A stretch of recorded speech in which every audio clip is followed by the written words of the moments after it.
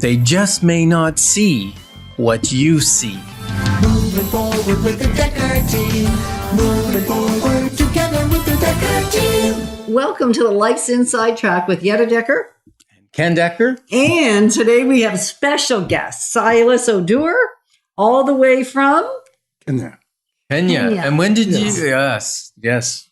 Briefly, quickly from Kenya. And Roland Poirier.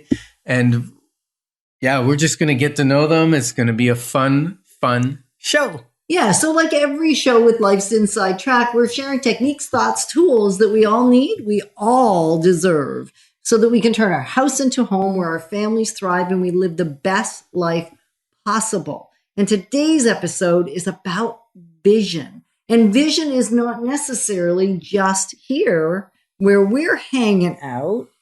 Yeah, because vision, people think of your eyesight. But vision can be put in the mind of a future that doesn't exist now. And so, really interesting, you may see a vision that others don't see because the vision was given to you to impart. And sometimes that vision can be scary. Very much so. And so today what we're going to look at, we're going to learn how actually we can take the vision, the person that gets the vision, how do they go about casting it to inspire others? And so, Silas, you're the guy that had the vision. And so how did you go about casting that vision so others could catch it? Well, Yetta and Ken and Roland, it's great to be here. The vision that I got was so huge. One is I kept speaking it out and casting it out and painting it clearly for the people that I was speaking to or my hearers to be able to grasp it. But the thing that we have to agree is that sometimes it is so huge that it scares the hearers, because you are talking about building a university, pulling a child from hopelessness to become a doctor or an engineer, and everybody asks how. So the question is, the vision in itself tosses people away. So what you're saying is you had to cast the vision in a manner that didn't freak me out. And Yes. didn't freak Roland out. Yes, you have to bring it into palatable forms that people can accept. Palatable. Yes. So give an idea of how you brought this particular vision, the one you had, and what year was it? This was way back in 2008. Okay, so 2008, the vision is given to you.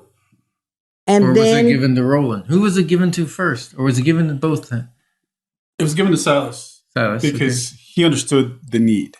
I never witnessed that need at that point. Mm-hmm. And so Silas definitely was the vision caster. And he just threw a few tidbits at me that was like, okay, I can help with that part. You know, I look at it like going into the garden, I'll bring my garden tools, right? I've got this, and that.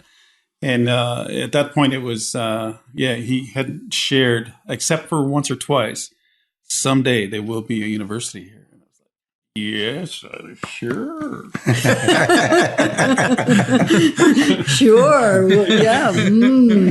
Okay. So doing it in palatable form, say a little more about that. Like, how did you break it down so that you didn't freak us out? Like just to bring it up again, you know, we were looking at my village, where I came from, where education, a lot of children were orphans. HIV had killed quite a number of people. There was no certainty of food. And so as I was dreaming and seeing what was possible vis-a-vis the realities on the ground, and as I was talking to people on what I was seeing, I had to say, okay, this is the need, and this is where it is possible to get to. But we can begin by just feeding these children. And then what's the next step beyond feeding them? Give them education. Create some sustainable environment that would prop this growth. And then ultimately the university, and as I keep telling people, a journey of transformation is not a 1 minute commitment. It's not a 1 year commitment. It's not a 10-year commitment. Life cycle of transformation for one child would be 25 years in the minimum. And not to scare people, we just say, okay, can we begin by feeding them, which is achievable to many. I can give my $10, I can provide a plate of food to an individual. And then this would give the energy. Now that this child has hope to live, do we leave them there? Because then they will slip back to that hopelessness again. So creating a vision in stages is easier. But most of the time, again, the visioner only sees the end result. And so you have to bring other people other people must come on board who can now segment it. And that's where Roland comes, because for me, I see a university, I see for a life to be holistically transformed, they need to compete at the same level with the people in developed countries. So when Roland came in, he could see the agriculture part of it. And people like you and Ken could see the real estate, because agriculture needs land. So other people just came on board and fitted. And again, it brings me to saying vision is not for an individual. It needs a whole team for it to become a reality. Right. So thinking about your own visions, the visions that you might have, recognizing that it's not a solo opportunity. It may be that you got the dream and the vision all by yourself, because usually it's given to one person, and yet it will take a community, it will take a collaboration to bring the vision home. And I love what you said, Silas. It's not a minute. It's not 1 year. No. It's not a decade. It's at least 25 years when we're talking about the vision being about transforming a life. Yes. Yeah. And I have a question. And the question that came to me is, as change started coming to the village, and you had the vision for what could happen in this village, and it was a very economically poor village. How long was it easier to get somebody like Roland to buy into your vision than the local people who had lived in poverty for so long?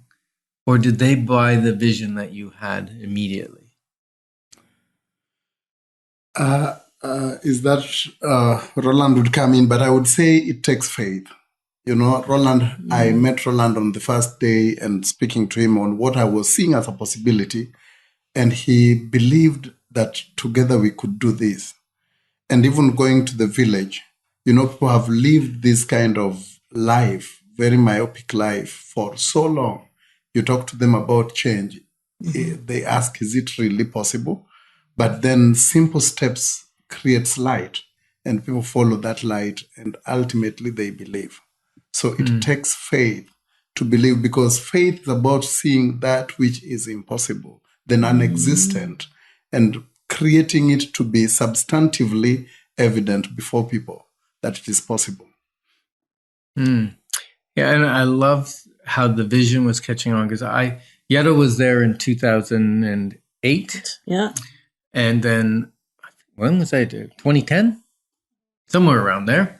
We went with Roland another time. Yes. And I could already see the change in the village. There was some electricity. There was wells drilled, so there was fresh water, healthy water, and things were happening. And I also know my son had been the year before me, and I noticed there was youth that were buying in. They had an agricultural group that they were working outside of the agricultural stuff that we were doing. So that was amazing to see them catching the vision.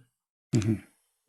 And, it's famous quote, probably one of our all-time favorites, and it's something Martin Luther Jr. King said, and it's, I have a dream. And it has to start with, I have a dream, for anybody else to catch on to it. So we're grateful and honored to be on this journey with you of dream visioning. Moving forward with the Decker team. Moving forward together with the Decker team.